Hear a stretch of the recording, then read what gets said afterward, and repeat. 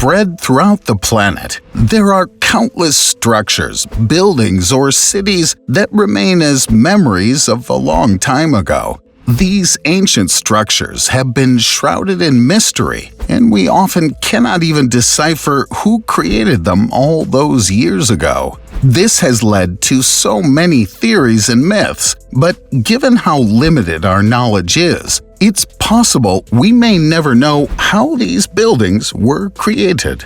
Before we get started, be sure to hit that like button and ring the notification bell for more videos. The Towers of the Himalayas. Just northeast of the city of Lhasa in Tibet lies the province of Sichuan. In this area, there are more than 200 stone towers that are scattered across the bottoms of the hills in the Himalayan mountains.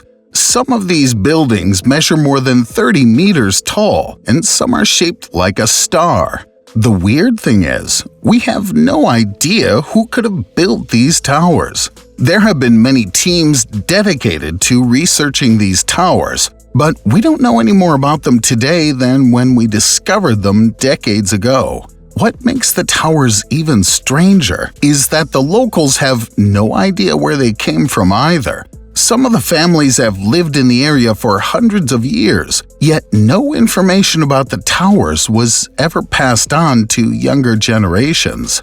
To make things even odder, scrolls were found in a local monastery, but none of these scrolls mention where the towers came from either. It seems as though all history of them has been completely lost to time. Since there was no more evidence to go on, a team of scientists decided to take a small sample of the wood from inside the buildings and take it back to the lab for carbon dating. While carbon dating has been hotly debated over the years, in rare circumstances it can give us an idea about how old certain types of wood may be. In this case, samples were taken between the years 2000 and 2003. At least 32 samples were collected, and scientists found out that the wood would have most likely been about 1,000 to 12,000 years old. However, some of the samples appeared to be much more recent, meaning the towers could have been built as soon as a few hundred years ago. Judging by the date on most of the towers, it's estimated that the majority of them would have been created shortly after the Mongol tribes invaded Tibet back in 1240. Though the researchers have been very clear that this is merely an estimate, and we really have no idea how old the towers may truly be.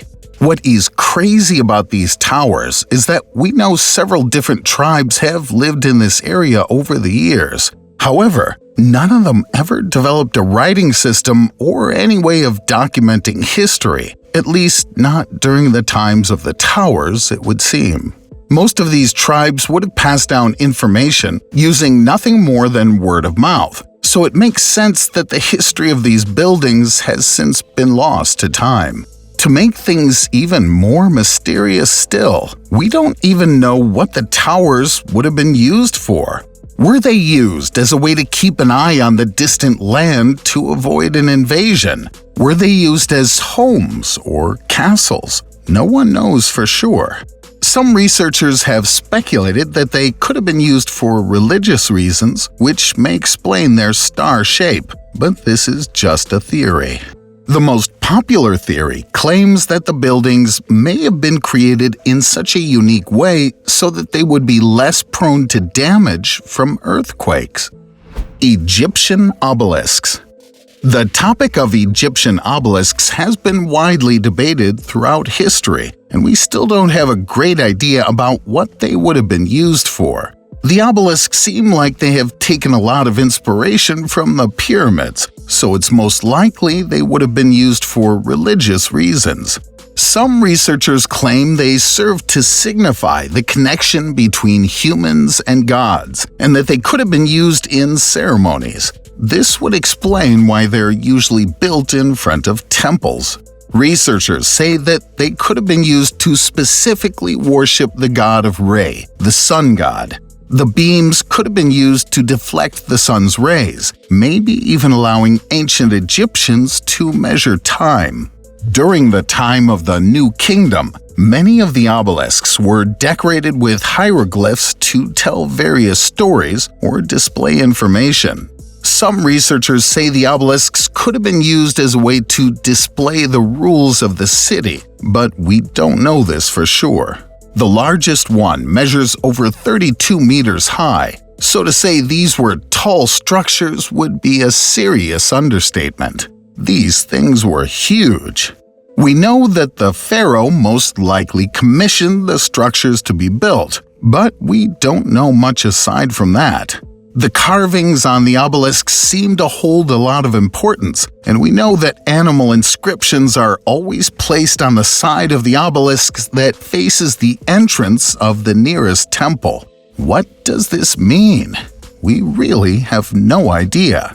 It's possible we may never truly understand the meaning behind these structures. As years passed by, several of the obelisks were brought to Rome and Paris as trophies. Though, given that they were tied to pagan religion, many of them were destroyed in the Middle Ages. These days, Egyptian obelisks can be found all over the world. They're found in Istanbul, Munich, London, and even New York. They become tourist attractions, and thousands of people flock to them each and every year, hoping to learn more about them. When they were originally crafted, they seem to have been made from granite, making them highly resilient to weathering over time. As ancient Egypt began to fall, much of the information about them was lost to time. The truth is, we don't really know what they would have been used for or why they were built in the first place. Quinta da Regaleira Fountain. Quinta da Regaleira is considered a UNESCO World Heritage Site and can be found in the center of Sintra, located in Portugal. The buildings were created according to the plans that were demanded by Antonio Augusto Monteiro, and construction was completed sometime around 1910. The Quinta da Regaleira property is known for being a major tourist attraction for the area and brings in thousands of people each year. What makes this area so incredible is that it covers a very large landscape and is made up of several buildings. There's the main building, a chapel, a park that is filled with lakes, grottos, and bridges, and even underground tunnel systems. Though the most popular piece in this area has to be the Quinta da Regaleira Fountain. What's even more amazing about the buildings is that they combine several different art styles and are unlike anything else in the world. We know the building was built by Luigi Manini, but his work seems to be unlike anything else at the time and is completely over the top when compared to other buildings. This architectural style would have first made its way into Portugal sometime in the 16th century and was named after King Manuel I, known as Manueline. The bottom floor of the building would have been used as the home for the owner, Antonio Monteiro. This would have been where he conducted most of his business and would hang out here during the day. This floor was far more luxurious than the other floors, and there's a reason for that, because the servants would be housed on the second floor. I don't know about you, but if I were a so-called servant, this building would seem like paradise. We know these people were often subjected to cruel forms of punishment, but it seems like Antonio may have done his best to care for his servants after a hard day of work. Nearby, you'll find a Roman Catholic chapel that was built very similarly to the main building. The interior has been filled with stained glass, stucco work that is out of this world, as well as other religious statues and memorabilia. The property is located on about 10 square acres and is filled with dense woods and several paths for the owners and servants to walk along. The building and its surrounding structures show that Monteiro would have been highly influenced by Freemasonry, which he is known to have been deeply involved in. The thing is, we don't know why he would have created such an elaborate home for himself, aside from the fact that he simply had the money to do so. This area is so over the top and unlike anything else in the surrounding cities. Tower of Babel. The Tower of Babel may have only been mentioned in historical biblical texts for a few verses, but it has quickly become one of the most popular stories of ancient times. Created during the time of the Old Testament, the Tower of Babel is often seen as one of man's greatest achievements, yet also one of his main downfalls. We know that a group of people from the Middle East began to settle in the area, known as the land of Shinar. To give a bit of context, these people would have settled here just a few hundred years after the time of the Great Flood, so this terrible natural disaster was still fresh on their minds. It has been suspected that the Shinar people wanted to build a tower that would prevent God from killing them again with another great flood. The tower would have been so tall that some of its creators believed it may even reach out and touch the heavens. This obviously would never happen. The story claims that God looked down upon the earth and saw what his people were doing and became incredibly angry. Some people say that God likely saw this as humans doing their best to outsmart him, though they dramatically underestimated his power. Rather than destroy the tower, God decided to take things further and caused everyone to speak a different language. This meant that the builders could no longer communicate, so the construction of the Tower of Babel came to an immediate standstill. The origins of the name Tower of Babel are not entirely known, and they are debated a lot among historians and researchers. Some people say that the tower was given its name because it was so close to the land of Babylon.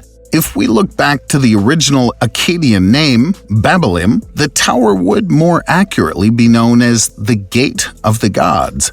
However, if we look into the biblical context of the tower, it's most likely that the tower was named Babel after the Hebrew word balal, which would mean to confuse. Regardless of how the tower got its name, it has yet to be found after all these years. Most people believe it's likely located somewhere in Iraq, but it was either destroyed over time or it was lost to history. We don't know for sure. Several teams of researchers have done their best to locate the tower, and many have gotten pretty close. The problem is that there are several towers located in this area, and we have no way of knowing which one may have belonged to the people of Shinar, also known as the Sumerians. Even though the Sumerians developed the first known method of writing, they never documented the names of the towers, so we may never know for sure where the Tower of Babel truly was. Today, the area has been turned into a tourist attraction that was opened to the public sometime around 2009. Hopefully, this video gave you a small glimpse into some of the strangest, most mysterious structures ever created. Thanks so much for watching. Be sure to hit that like button and ring the notification bell for more videos.